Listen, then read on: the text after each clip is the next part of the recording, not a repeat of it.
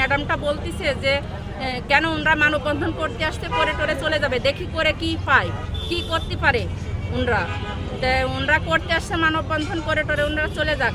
আর দারোয়ানদেরকে সতর্ক করে দিচ্ছে ফোন দিয়ে যে গেটের ভিতরে কেউ যেন ঢুকতে পারে না, সবসময় তোমরা কড়া পাহারায় থাকবা, ওরা যেন কেউ আমাদের ইসের ভিতরে না আসতে পারে। আর অনেক গার্জিয়ান বলতেছে ওনাদের বাচ্চারা নাই, ওনাদের বাচ্চারা পড়তে আসতে পারতেছে না বলে কি আমাদের বাচ্চারা পড়বে না? এটা কোনো কথা?